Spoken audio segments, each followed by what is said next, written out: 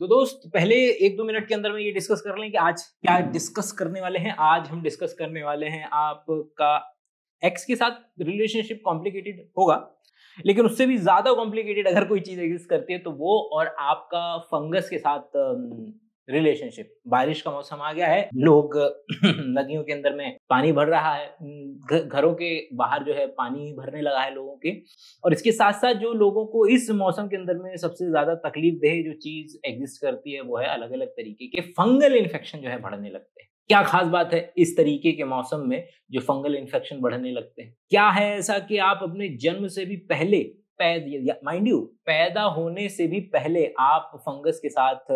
Relationship में आ जाते हैं। आप अपनी पहली सांस के साथ और हर एक सांस के साथ जो है फंगस के स्पोर जो है अपने लंग्स में लेते हैं, उनके साथ आपका क्या रिलेशन है। आपके स्कैल्प पे बैठे हुए हैं और कभी-कभी अगर वो डैंड्रफ कॉज करा देते हैं तो आप एंटी फंगल शैम्पू लेकर के आते हैं, लेकिन वो एंटी फंगल शैम्पू से अगर आप नहा रहे हैं और वो एंटी फंगल चीज जो है अगर नॉर्मल पानी में जा रही है, तो बाहर निकल करके जो एक्चुअल में दुनिया भर में जब शैम्पू का इस्तेमाल बढ़ा तो दुनिया भर में वो जो शैम्पू, जो एंटी फंगल शैम्पू या एजोल डेरिवेटिव्स है, जितने भी ये चीजें थी, जब गए दुनिया के अंदर में, माशरे के अंदर में, तो उसने हमारे नॉर्मल पे क्या प्रभाव डाला। किस तरीके से ग्लोबल वार्मिंग की वजह से आज की तारीख में कुछ ऐसे नए फंगल इन्फेक्शंस पैदा हो रहे हैं और क्यों पैदा हो रहे हैं, आखिर गर्मी के साथ फंगस का ऐसा क्या रिलेशनशिप है। दुनिया में जब डायनासोर खत्म हुए तब इस धरती पर हम कह सकते हैं कि रेप्टाइल्स का राज हुआ करता था, लेकिन जब उल्का पिंड गिरा, एस्ट्रॉइड धरती पे गिरा और उसके बाद जब चीजें तबाह हो गई, तब जब दोबारा लड़ाई हुई तो उस अगली लड़ाई के अंदर में रेप्टाइल्स और मैमल्स, इन दोनों ने जब एक दूसरे से जंग चालू की तो हम मैमल्स, इस दुनिया पर राज करने वाले जीव कैसे बन गए। किस तरीके से जो टेम्परेचर और फंगस इस पर्टिकुलर आइडिया के कोर में आएगा। आखिर हम जब अफ्रीका से चल करके आए तो हमारे साथ साथ बिल्कुल अफ्रीका से ही चल करके वो जो एथलीट फुट आप सुनते हैं, मतलब नाम देखिए कि एथलीट फुट, और ये उतना ही पुराना है। जब हम अफ्रीका से चल के आए तो हमारे जरिए ही ये पूरी पूरी दुनिया में फैला जो सबसे कॉमन फंगल इन्फेक्शन आज की तारीख का है। क्योंकि हमारे पास स्पॉन्सर नहीं है तो यहाँ पर हम प्लग इन बायोशाला का ऐप डाउनलोड करें। 250 रुपये का कोर्स अगर आप खरीदेंगे तो उससे मुझे मॉनेटरी फायदा मिलेगा, आपको साइंस की लंबी बातें मिलेंगी, दोनों का फायदा होगा, डबल थैंक यू मूवमेंट होगा और मैं कुछ नया ट्राई कर पाऊंगा, बढ़िया प्रोडक्शन वैल्यूज हो पाएंगी। तो थैंक यू फॉर डाउनलोडिंग बायोशाला का ऐप एंड परचेजिंग 250 वाला कोर्स। यकीन माने आपको लगता होगा कि फंगस जो है इन्फेक्शन की कैटेगरी में आ रहा है, लेकिन उसने जितनी बेहतरीन चीजें आपको प्रोवाइड कराई हैं शायद ही किसी दूसरे माइक्रो ऑर्गेनिज्म ने प्रोवाइड कराई। आपको कैंसर हो गया है तो इतनी सारी अलग अलग तरीके की कैंसरस ड्रग उसने आपको दी। आपको बैक्टीरिया से लड़ना था, जो वंडर ड्रग जिसको हम कहते हैं, वो किसी और ने नहीं, पेनिसिलिन आपका फंगस ने दी। जब दुनिया के अंदर में फंगस के लिए, पेनिसिलिन के लिए जब बाकी लोग रेजिस्टेंट होने लगे तो अगली क्लास ऑफ जो सेफेलोस्पोरिन जैसी जो एंटीबायोटिक्स हैं वो भी आपकी फंगस नहीं दी। आपके इतिहास काल में 10,000 सालों से अगर आपके साथ कोई चलता आ रहा है तो वह दारू और ब्रेड और जो दारू और ब्रेड जो कि दो सेंट्रल एस्पेक्ट हैं हमारी सिविलाइजेशन की, ये दोनों के दोनों आपको फंगस से मिलते हैं।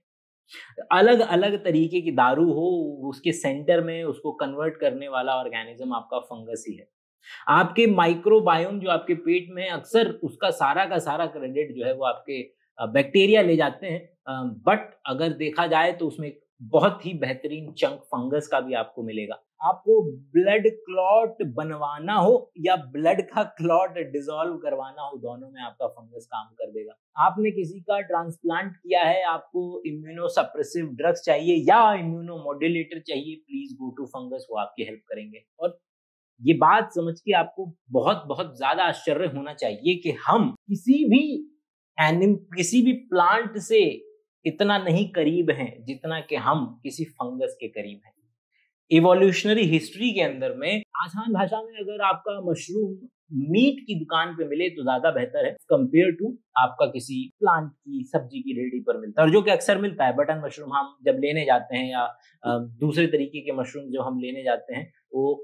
सब्जी के आसपास मिलता है, जबकि वो उसका टेस्ट भी अगर आप देखें तो किस तरीके से जब शेफ उसका टेस्ट बताते हैं तो क्या बताते हैं कि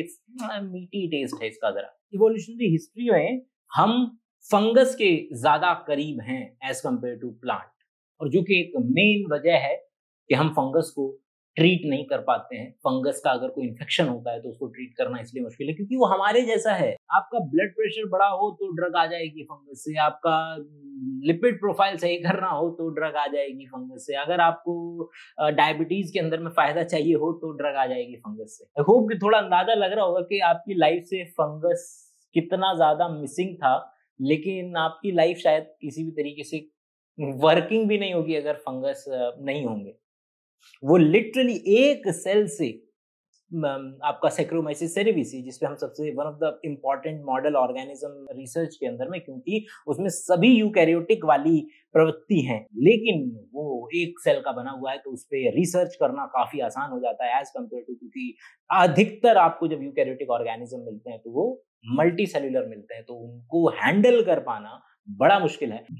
एज कम्पेयर टू आप जब किसी पर्टिकुलर यीस्ट पे रिसर्च करते हैं तो यूकैरियोटिक की सारी आपको बेहतरीन चीजें देता है, लेकिन कोई भी वो तकलीफ नहीं देता है जो कि आपको प्रोकैरियोटिक या मल्टी सेल्यूलर ऑर्गेनिज्म में मिलेगी। आज मैं आपको आपकी जिंदगी में एक बंदा मिसिंग तो खैर क्या है, आपकी जिंदगी चल ही नहीं सकती। आज मैं आपको कोशिश करूंगा कि इतने अलग अलग तरीके के एग्जाम्पल दे पाऊं कि किस तरीके से इस व्यक्ति के बगैर आपकी जिंदगी नहीं चल रही और आप इसके बारे में जानना नहीं चाह रहे। तो ये जितनी भी बात मेरे मुंह से निकली है, इन सभी बातों को हम डिटेल में डिस्कशन करेंगे ही। जो किताब जिसके अंदर में ये सारी बातें हैं, और हमारे निकोलस पी मनी साहब ने लिखी हुई है ये किताब, और किताब का नाम है mould, mushroom and medicine, our life long relationship with fungi. किताब की शुरुआत ही यहाँ से होती है कि भाई किस तरीके से आपके जो बच्चों को जब पैदा किया गया तो पैदा होने के बाद जो पहली वो सांस लेते हैं उसमें तो फंगल स्पोर्स हैं ही,